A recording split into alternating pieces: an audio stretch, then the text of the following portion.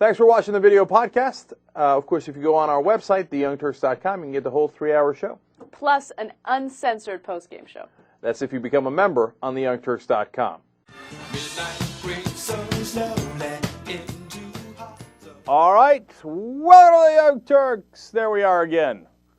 You think we're gone? We're not gone. We're right here. We've been here all day.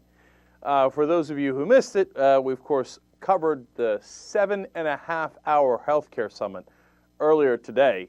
You're gonna make me talk about it again, right? I'm gonna have to summarize for all of you who did not catch the 7.5 hours. And then we got Howard Dean hopefully coming up in a little bit as a guest who's going to talk about it. We got Jim Clyburn, the House Majority Whip, who's going to come on to talk about it. So today, by the end of today, you'll definitely have had enough of healthcare summits. I certainly know I will. So what have been, before Dean comes on, what were the results here? Number one, I think it was helpful, okay? Now, for those of you who didn't catch it, I think the healthcare summit was helpful. It was interesting to get the Republicans and the Democrats in the same room, on camera, talking about it. And some of them did political speeches, but some of them actually addressed the policies. And I even listed at the end of the summit 4 different suggestions that the Republicans had that I thought are workable and that we could begin to compromise on. But we're going to talk more about that in a little bit because all of a sudden,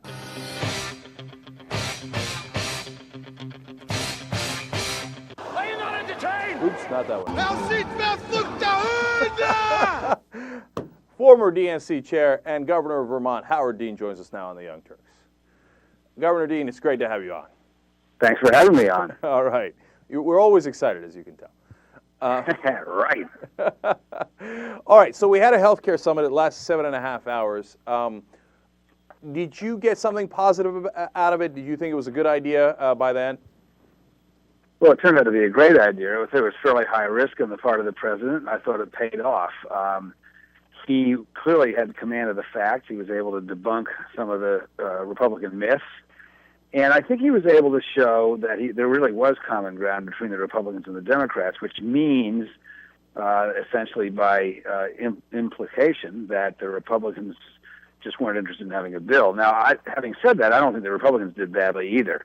I think the Republicans in the room did well. The problem with the Republicans was that their people out of the room were giving interviews that were sort of whacking the heart and talking hard-nosed talking points and all this stuff. So it was they, for once, which is unusual for them, were not on message, and their president, of course, was. That's interesting because outside of John Boehner and a couple of others, yeah, they did seem to engage in policy to some degree. You know, there wasn't a lot of... I think that's right. So, and that was refreshing. So I agree, and I think it turned out pretty well, all things considered. But, you know, there's a downside, possible downside of that common ground idea that you were just talking about. That the Republicans can come out and say, hey, listen, look at all these things we agree on, so why don't we only do the things that we agree on? Well, because politics is the art of compromise. And if you only do what the Republicans want to do, then you don't have health care reform. So you have to do, the idea is to do some things the Republicans want to do and some things the Democrats want to do. I have a wonderful compromise suggestion. Get rid of the mandate. You don't really need it. And use and expand Medicare to those over 55, so you can have some people get immediately into the plan as soon as the president signs it. You can do that through reconciliation. The Republicans have made a huge step forward by getting rid of the mandate. The Democrats have made a huge step forward by having a form of a public option, which is what their base really wants. Now, on the mandate issue, I know that a lot of progressives weren't super hip on the mandate either at different points in the process. It's the Republicans and the progressives. Right. Now, having said that, you know, I think the president makes an interesting point that, hey, wait a minute, if we don't have a mandate, people are going to opt out of the system and there's going to be the free rider problem, et cetera. How do you address that? That's an academic point. That was Senator Clinton's position during the campaign. The president didn't agree with it at that time. The president was right the first time. Here's how I know this stuff. We've done almost everything in the bill, and the truth is, in Vermont 16 years ago when we did all this, we did it much better than what's in the bill now. And one of the things we did in the bill was eliminate the ability of insurance companies to turn anyone down for any reason other than non-payment of premium. and not charge. We let them charge 20% more than their cheapest patient, which the Senate lets them charge 3 times as much as their cheapest patient. And we've had the system in place for 16 years. There's no mandate. It's true that we still have an uninsured rate of about 9.5%, which is actually low compared to most states. But we also have a vibrant insurance market. And so it really doesn't hurt the insurance market. So from a kind of an intellectual point of view, you'd like a mandate, but you don't have to have one to make the system work. And the mandate is not popular with anybody because no American likes to be told what to do by the government. You know, of course, that's an interesting point, and you have got people who agree with you on the left and the right. But is any of this realistic, given that President Obama did not even have a public option, let alone a Medicare buy-in, in his proposal on Monday? Yeah, but the House does have a public option, and Medicare buy-in almost passed the Senate. Had it been not for Joe Lieberman, there would have been 59 votes for a Medicare buy-in. Medicare buy-in is what you really need from a political point of view, because in order to make this thing work and not have bad political consequences for the Democrats, you've got to have a significant number of people be able to get insurance after the bill is signed, not in 2013. And Medicare and Medicaid expansion is the only way to do that because it's the existing system. You know, when I brought up Medicare buy-in with some folks in the Senate, one of their concerns was that you're going to have the sick buy-in first, okay, because they're going to want to government protection, right? Whether they have pre-existing condition, et cetera, et cetera. And the young and the healthy are going to still stick with private insurance, and so you're going to get it weeded out, and then the Medicare buy-in then is going to be more costly. Do you think that's a real concern there? No, I'll tell you why. That again, you're getting the senators are thinking like insurance company executives. If you look at, you have to look at the overall amount of money that we spend on health care and whether it's going to be better controlled with a Medicare buy-in or not. And the answer is yes. Right now, let's just suppose they're right, and the people who take advantage of the Medicare buy-in are people who with extra health needs. First of all, they're under 65, so in general, their extra health needs are already less than the over 65 population. Secondly, those people are being paid for anyway. They're being paid for very inefficiently by going to emergency rooms, by getting community care often paid for by the taxpayers. So if you look at the whole system, the Medicare buy-in makes a lot of sense, even though it may have a situation where people who are sicker get it. It may skew the population. In the overall scheme of things, you get those people into insurance, many of whom are over 55 and can't get insurance because they don't have jobs and can't get jobs because the employers don't want to give them insurance. And B, they rationalize a system which is totally irrational now that is there in an organized system of health care.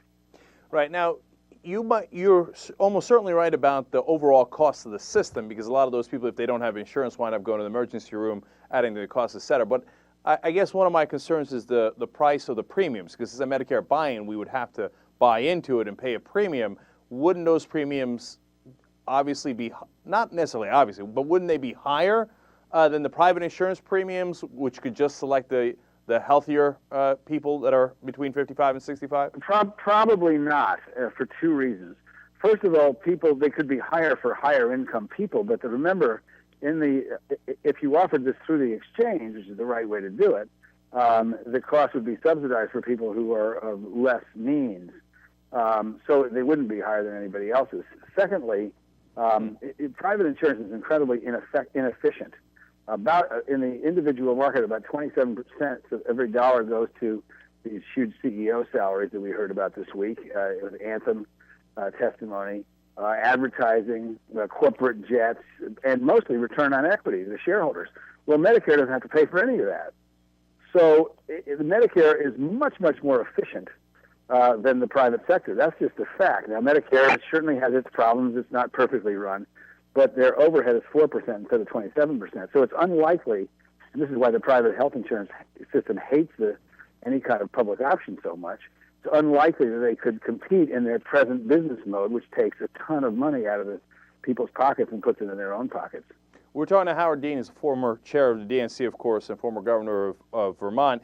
So that leads to the next issue. If Medicare buy-in or the public option are so popular, and they appear to be, when asked in polls, Americans seem to overwhelmingly support it, yet they get almost no support from the elected officials. Did we miss the elephant in the room today when we didn't talk about how the corporate insurance companies, et cetera, fund all of the politicians in that room? Yeah, that's the problem. I mean, the insurance company, this is an insurance company's dream. They love the mandate. They hate the buy-in. And the insurance companies essentially wrote this bill. Max Baucus' two of his staffers, one worked for WellPoint, the other worked for United Healthcare, and they had a whole lot to do with writing this bill. And that's when this bill sort of turned south on us. So are you still at the point that without the public option and without Medicare buy-in, are you still saying no, we shouldn't even pass this bill? No, I'm not saying no anymore. And the reason I'm not is because, first of all, 30 million people will be insured. And second of all, just to be quite frank about it, I'm tired of being pushed around by the far right in this country. I think this bill is problematic. It certainly isn't health care reform. But I think at this point we need a win, and we ought to get one. And then, so finally, that leads to the question of what's next. So we do the summit. People seem to be fairly happy about the conversation that happened. But in the end, my guess is the Republicans will still vote no. It's not like they changed their mind. So what do we do next then? Well, I'm hoping that the House will prevail and that they will put in a Medicaid buy-in, because you can't really do a public option the way it was originally structured through in the House. You can't really do that through reconciliation, but you certainly can do a Medicare buy-in because it's just an extension of the existing program. Do that, pass it through reconciliation with the other things that the president wants in it.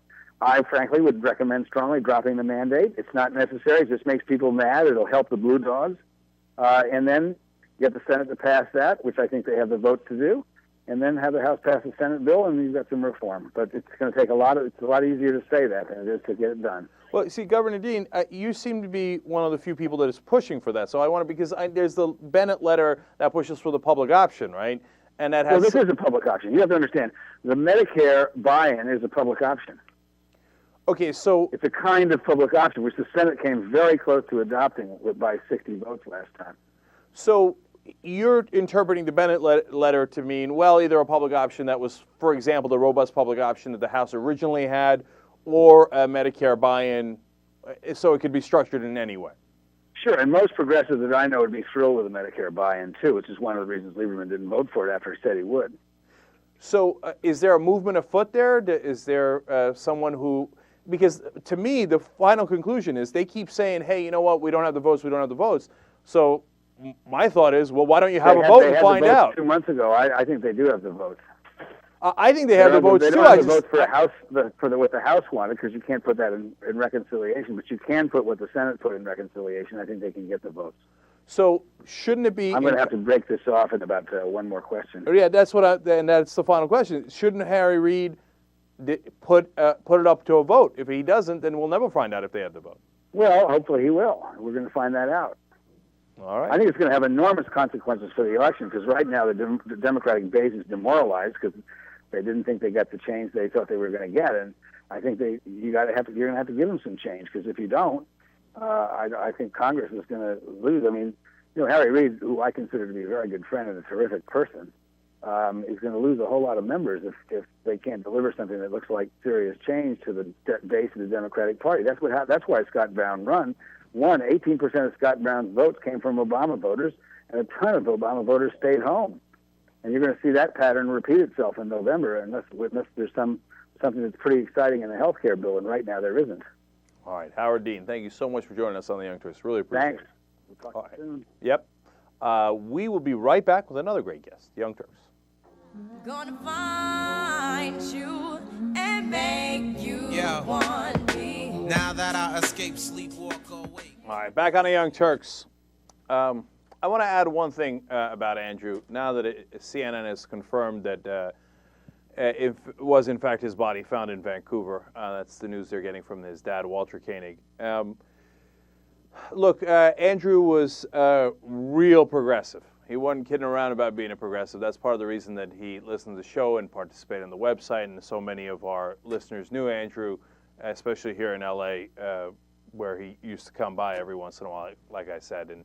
And Dave knew him best among us. And the point I want to get to here is that he was most adamant about Burma or Myanmar and the repressive regime there, he was against. He was brave enough to travel there and to try to work against the regime and to be in that country at the same time. That is very, very courageous. So he didn't just believe in his progressivism, he acted upon it.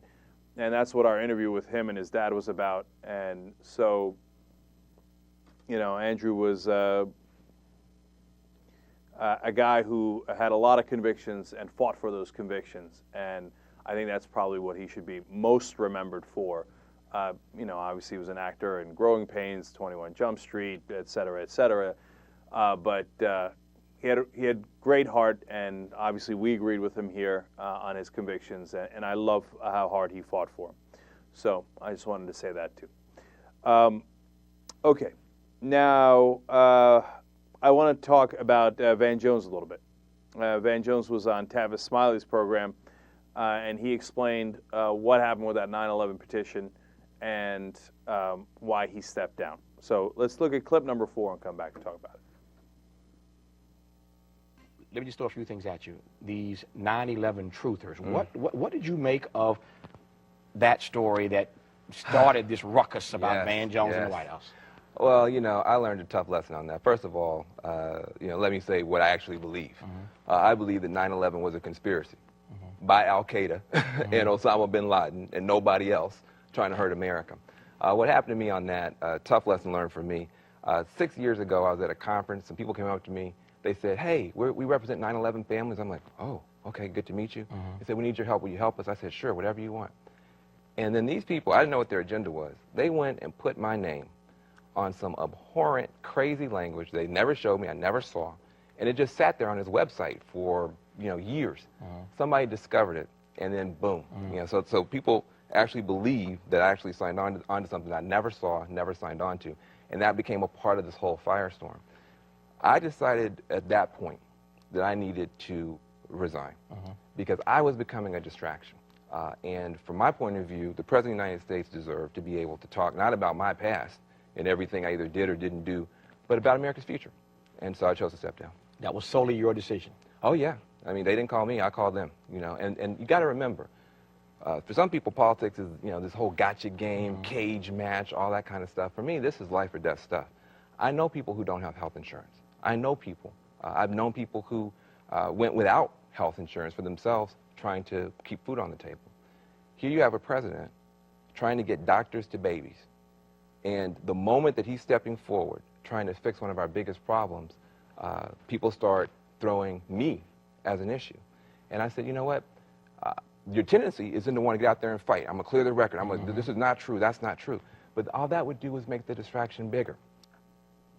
Yeah, I'm not buying it. I mean, it's kind of a weird thing to say, but what does that mean, distraction? You didn't want to fight with the truth. Look, I like Van Jones. I've interviewed him before, for not on this show, but on Meet the Bloggers. And he's a good guy. He fights hard. He's a smart guy. Now he's apparently going to be involved with Princeton somehow. He's going to Center for American Progress. I love that they hired him and that they're standing behind him because he's a guy with a lot of expertise in green jobs and et cetera, et cetera. But this whole idea of you just become a distraction if you tell them what actually happened, that's terrible. That's weak sauce. And my sense is that he didn't just up and decide that on his own. So I have to be honest, I'm not even really believing what he's saying there. I think somebody came to him and said, you're a distraction. You better get out of here, right? And he bought it. And look, maybe he had to buy it. I don't know. But my instinct would be the first one that he mentioned is to fight. And you know what? You become a bigger distraction if you bow your head and you exit, in which case it seems like they were right, and you never even told people that you didn't sign the petition until now, until months after you left the White House. I mean, I know that's established wisdom in Washington. That's what you're supposed to do. But I don't believe in that wisdom. I don't think it makes sense. And I don't think that's what Van Jones should have done. JR. Well, at first I thought you were saying you didn't buy that. He thought that's, I mean, either way, first off, you know, that you don't buy that makes any sense. Because I think that's the way a lot of people would think. I don't buy that he came up with that, though. I agree with you. Number two, doesn't he have a lisp? I didn't know that. Did you hear a slight lisp the whole time? It's just something I noticed. No, it caught me off guard. That's all? That's all. Okay. That was weird. It's one of those things you notice. Yes, he does. Okay. All right, so that's Van Jones for you guys. But he'll be back in the spotlight a lot more now. Now that you did the requisite several months, okay, you hush up and don't talk to people, don't tell them your side. It's a classic Democrat move. Shush, don't tell anybody what the reality is. Don't defend yourself. Just take the bullet and lie down dead and then come back sometime later when nobody's paying attention. And guess what happened? Of course, Glenn Beck came out yesterday. I overheard the show live where he's like, "Oh, Van Jones, our communist is back." Okay, yeah, all right. You know what I think. I mean, look, you gonna make me play this clip? Our formula is this. We go out, we hit people in the mouth. Number one. I mean, that used to be Van Jones' formula.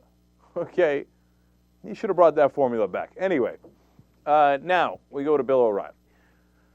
Bill O'Reilly has Sarah Palin on his program fairly often. She's got a new contract with Fox News as a commentator. O'Reilly went and talked to Stephanopoulos, and he had some interesting things to say about Palin. First, they're going to play a clip of Jeb Bush, and then talking about Sarah Palin, and then they're going to get O'Reilly's reaction, and that's going to be interesting.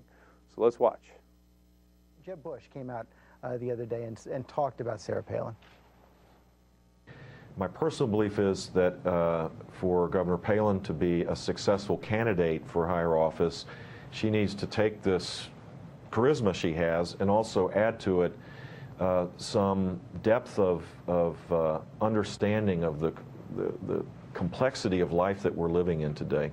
He added, I don't know what her deal is. Is that clear enough? Is he right? Because I've been watching her on your show, and it seems like she can't quite decide. Is she a candidate, an analyst? Well, she wants to run, but I mean, it's a matter of, as I said, does she want to put her family through that hell? Does she want to raise the money? Is she ready? But Bush is right. The governor's right in the sense that Sarah Palin needs to go to college, political college, world affairs college, and she is. She's hired a bunch of advisors, and they're giving her a whole bunch of tracks to learn because it is a sophisticated deal. But give me a break. Nancy Pelosi's a genius. She's the Speaker of the House. She's afraid to come on my program, Stephanopoulos. If she were sitting where you're sitting, she'd be shaking. She can't answer the questions. She can't answer the questions. All right? So, yeah, Sarah Palin needs a little bit more seasoning, but don't tell me Harry Reid and Boehner and Pelosi are geniuses. They're not. Yeah. This is what I'm hearing from O'Reilly. I mean, boy, she needs to go to college? Jesus, Lord mercy, why don't you just say... I'm coming for you. I'm coming. Okay, I mean, that's what it sounded like to me. Look, they're embarrassed of her. And O'Reilly's a smart guy. I don't agree with him, and he got 100 tricks up his sleeve. But he ain't no one's dummy, right? And so when he sees Sarah Palin, he's like, oh, for Christ's sake, woman, go to college. Okay. And, I mean, look, this is the best excuse they have for one of their so-called top leaders, the person who might run and who might win for president on their side, that she needs to educate herself more on the issues, but it's okay because she's hired other people to educate her? I mean, come on. I mean, why are you running for president if you don't know the issues? What kind of faith does that give you in the candidate where, no, don't worry, she doesn't know anything, but she's hired someone to teach her some things after she's already been governor and after she's already run for vice president? How about we run somebody for president that already knows the issues? Is that crazy? Now, look, the reason Jeb Bush put a couple of daggers in her back is Jeb Bush might run against her one day. So that's an easy one, right? He's like, yeah, no big deal, but right? But O'Reilly, I think that's just he can't contain himself. And yeah, Pelosi, Boehner, la. He's like, look, she just doesn't know it. So that's as clear as O'Reilly's going to get about a right-winger. So those are some tough words. But the Palin defenders will still be like, oh, no, they don't know what they're talking about. Yeah, who needs college? Who needs to know the issues? You don't need to know that. She knows the gut, from the gut. Yeah, she's one of us. She rides a snowmobile. Good luck with it. All right. So now, big story out on what happened during Hurricane Katrina.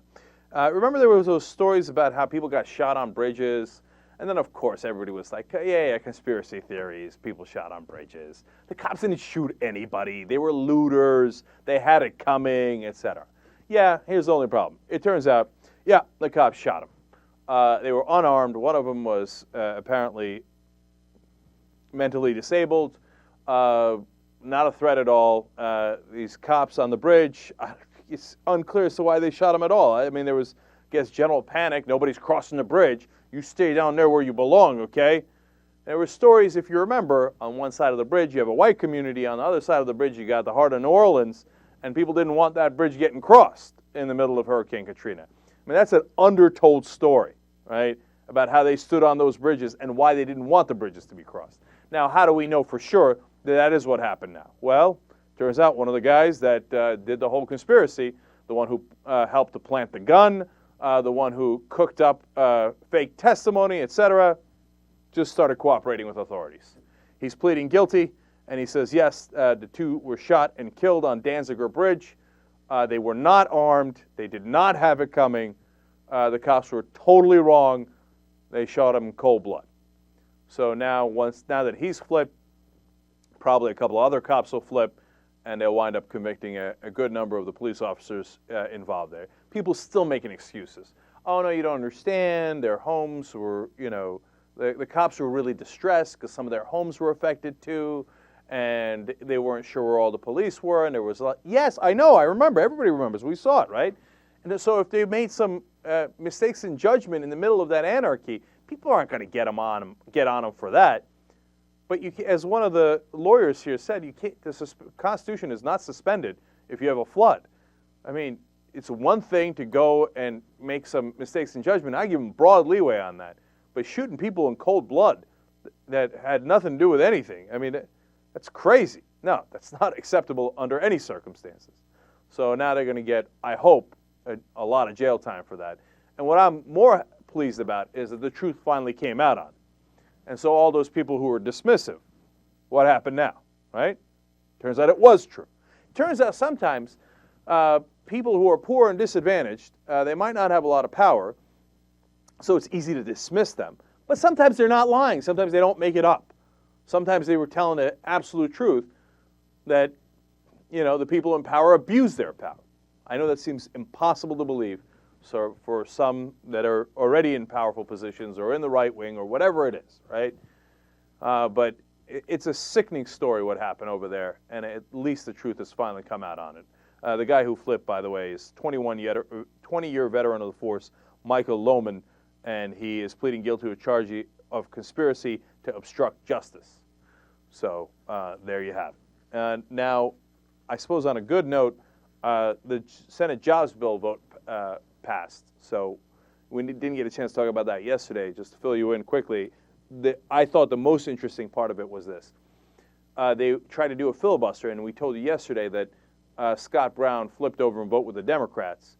And, the right wing went ballistic. Glenn Beck, everybody hated him. They call him scum of the earth, et cetera, right? They, started attacking him online. Traitor, you get the whole picture, right? But the interesting phenomenon was not that. That's to be expected. That once Scott Brown flipped over, 4 other Republican senators flipped over and voted with the Democrats on the filibuster. And once they got past the filibuster, look at the final vote, 70-28, bipartisanship. But see, that to me actually, let me give credit to the Obama strategy, because they always wanted to get one Republican senator, and I thought, what the hell difference does one Republican senator make it that you're willing to give up so much for? But sometimes, as you can see here, one Republican senator sets off a chain of dominoes. But among all of that, what I found to be the even more intriguing is, wait a minute, you cared so much about killing this jobs bill that some of these Republicans voted for a filibuster, but when the vote came up, they're like, yeah, even though I filibustered it, I'm going to vote for it.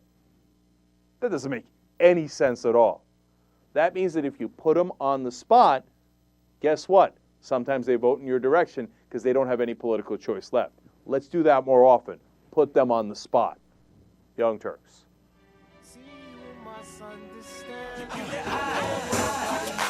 Superman.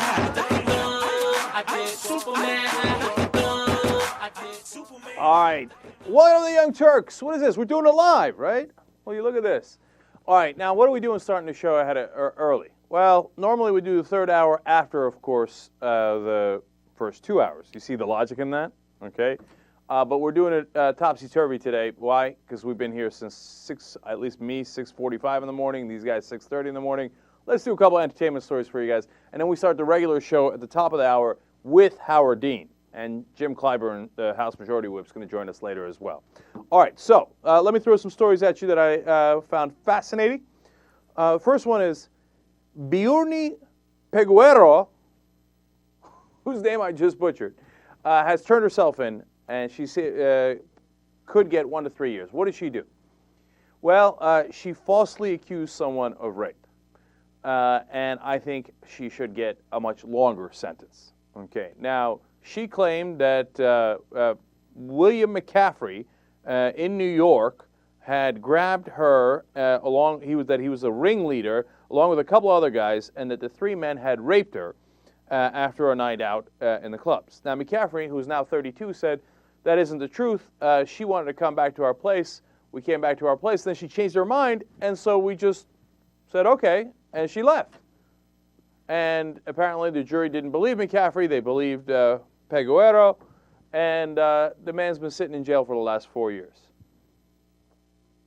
Now, when they asked her why, when she's finally, the guilt got to her, or for whatever reason, and she's finally confessed. Plus, by the way, they also got DNA evidence that the bruises on her arms were from her 2 girlfriends who she was fighting with earlier in the night, and not from McCaffrey.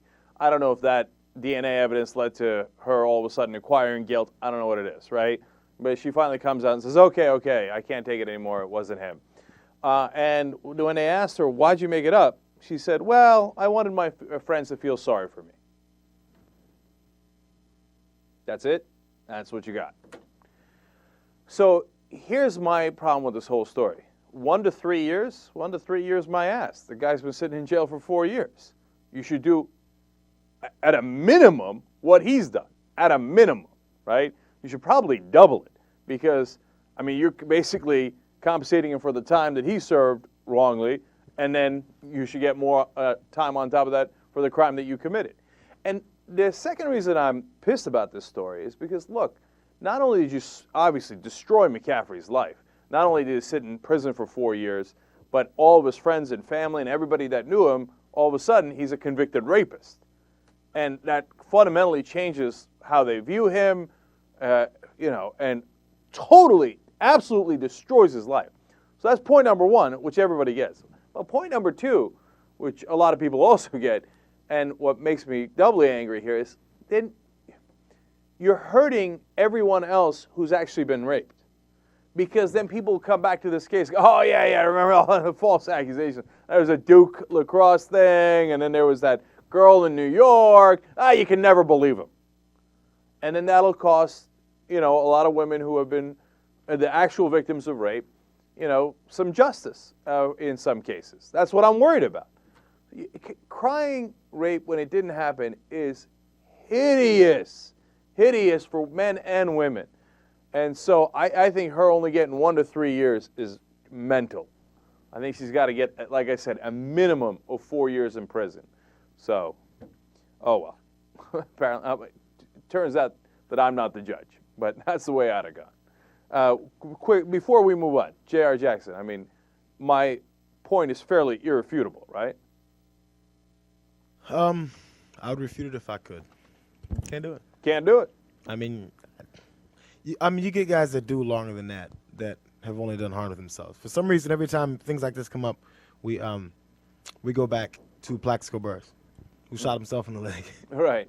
I always forget how much he got, but he got about 2 to 3 years, I thought, didn't he? Yeah, something along those lines. Yeah. She could end up with 1 year. And Jason Williams, the basketball player whose trial apparently has been going on for the past 15 years. Right. He just got a 5-year sentence, and he's up for parole in 18 months. And he killed a guy. Right. So, I mean... Yeah, no, it's crazy. You're right. That's why we keep going back to Plaxico. I mean, the clown shoots himself in the leg, and he's serving more time than this lady who cost this guy his whole life, basically. Another reason that I like the Jenk model on how to decide this, and my official Jenk rule on this would be double the amount of years that the guy has served, okay? But that applies to any false accusation, and it could be a guy or a girl. It doesn't have to be about rape. It could be robbery. It could be whatever. However much time that the person you have falsely accused has served, you got to serve twice as much. You know what? The third reason for that rule is because then that puts a little motivation in you. Like, you're like, well, I'm feeling kind of guilty about it. I might come out about this a couple of years from now. On the other hand, if I do, they apply the Jink rule, and then all of a sudden I'm serving 6 years instead of 2 years. That'll put a little pep in your step, right? All of a sudden you want to recant that a little quicker. So put some thought behind it. Okay, now, by the way, I love any situation where I can come up with a jank rule. So, check. All right, now, another woman has been a victim of crime. Her name is Samantha Lynn Frazier. She's 35 years old. She's in Atlantic City. She walked into Herman's Place, which is apparently a bar in Atlantic City, and she got shot. But she's happy about it. Not happy that she got shot, but happy that it wasn't worse. Apparently, her love handles stopped the bullet, okay? And there she is, and you can see the bandage on the aforementioned love handles, in case it wasn't clear enough. She says, I could have been dead. They said my love handles saved my life. And then she added that she had been hollering that she wanted to lose weight, but now she says, I want to be as big as I can if it's going to stop a bullet. Now, Samantha, I hate to break it to you, but there's some chance that you wouldn't have gotten hit at all if you didn't have the love handles. You see that if you're larger, that gives more room for the bullets to hit you. The love handles don't go up to your heart or to your head. It's like if they did and they stopped the bullet from going to your head, okay. But love handles, usually you either get hit or you don't, depending on whether you have them or not. So, now looking at that bandage, though, on her, I'm thinking, all right, you know what? Even if she was skinny, she might have gotten hit there, and maybe it helped cushion the blow and didn't get to her internal organs or something. But either way, it looks like Samantha's, using any excuse she needs to go over to White House. If you know Atlantic City, that's a nice sub shop over there, and to chow down. Yeah, I mean, it stops bullets, and it also stops some blood flow. That's all I'm going to say. I mean, it can kill you. Yeah, it can kill you in other ways. Yeah. Exactly right. Yeah. Samantha, I don't know. I'm not sure I'm agreeing with your logic here, right? But hey, look, I'm glad that it didn't hit you any worse. Okay, so that's Samantha's story. All right, now there's controversial new ads in France to try to get teenagers to stop smoking or to not pick up smoking at all. France has a big problem with this, and they have more teenage smokers certainly than the United States and many, many other countries, and they're trying to get a handle on the problem. So they decided to put some pictures up trying to give the message that it's not a good idea to smoke when you're a kid. Hey, so you got those pictures? Let's see them.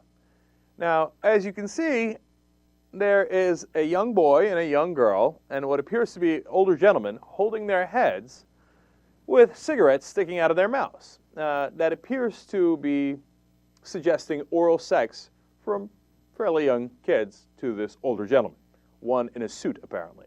So that makes it a little extra creepy for some reason. Okay, and the guy in charge of this in France was like, what do you mean? What are you talking about? We've got a problem? What's the problem about this? Okay, now look, to be fair to him, he was actually fairly honest about it. Let's put it that way, okay? He said, quote, the visuals have a sexual connotation that I can't deny, but it's really a way to start a discussion with young people to get them to understand the dangers of smoking. In other words, if they start smoking, they'll be giving head to guys in suits. Okay, but no. Here's his logic. He says, traditional advertisements targeting teens don't affect them. Talking about issues of health, illness, or even death, they don't get it, right, if you just talk about this. And the guy who's saying this is the group's director, Remy Parola. He says, however, when we talk about submission and dependence, they listen. I mean, there's a lot of things going on in there, okay? So he's saying the oral sex connotation, I guess, is submission and dependence on the older man. And then, so that's like when you submit and get dependent on cigarettes. I don't know, man. There's a lot of hoops to jump through to get to that logic. I think he just wanted to do those ads and those pictures, if you ask me. JR. This is vulgar. This is disgusting. This is sexually explicit. Mm-hmm. But is it a problem? I mean, it is all those things, but fine. I mean, some groups, depict dead babies and stuff, whatever. Depict what you want. I mean, what's this going to do? Make kids want to give head. I don't know. I mean, that's what I'm saying. As long as it's not going towards doing something that's going to make them, it's going to be against what parents want their kids to fall into. No, yeah, it depicts all these things, but let them try it. I don't know. What, is it doing any harm? I guess is the question. No, that is the question, and I think it does do harm in a different way. Okay, now if you're saying, hey, is it going to make the kids smoke more or do oral sex? No, of course not, right? But is it going to encourage people? You know how Australia was worried about the porn with the small breasts, okay, because it encourages pedophilia. Now that's crazy talk, right? But I mean, this certainly encourages it a hell of a lot more if you're going down that line of thinking. I mean, the people who object to it, for example, are families of France. And JR, you're right. I mean, there are ads that show terrible accidents with, limbs hanging off, et cetera, and say, hey, don't drink and drive, et cetera, et cetera. Many of those kind of campaigns. But that at least drives the point home. If you drink and drive, your arm's going to be falling out, and you're going to be, you're going to die, et cetera. This I don't think makes a decent point at all. I mean, what a crazy connection. I could barely see the logic in it. Not good enough, okay? And then the other thing is, I mean, it's uncomfortable. You want be driving down the street in Gay Paris, and all of a sudden you look outside the left bank, and here's a picture of a young boy on his hands and knees with this dude holding his head like, or a young girl. And I mean, no, come on, can't do it. You're crazy. Cannot play with them. Cannot win with them. Cannot coach with them. Can't do it.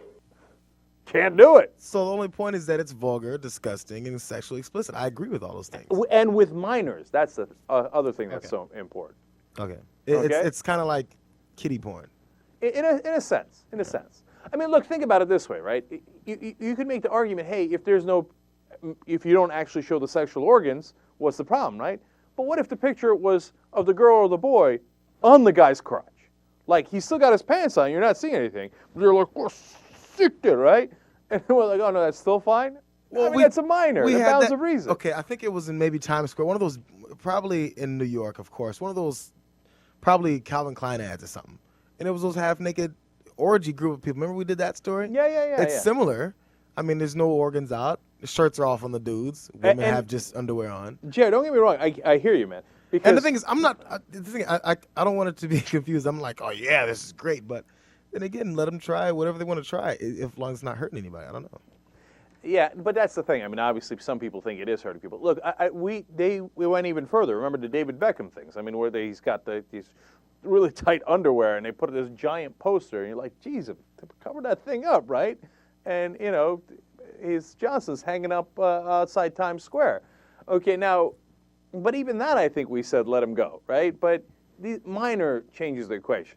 If they were not minors and they got the picture of them, you're like, I'm not sure I agree, but what am I going to do? Everybody's adults, right? Okay, but with minors, no, I'm not having it. No. In fact, let me get Ed Reed in here. Hell no! No, I'm sorry. Can't play with it. All right, so that's what's going on in France. Do I have time for one more story? Yeah, I'm going to do a short one, and then I'm actually going to do a post game, and in the post game, I want to tell you about Courtney Love's powerful vagina. It's a real story, okay? And this woman who is a lingerie model, who is now apparently is this huge drug cartel that she's running, and who she broke up with. It said that's a fascinating story. So we'll do that after the first 2 hours in the post game, okay? All right, my final story for you before we go to the regular show and Howard Dean and all that is Kelly Ripa.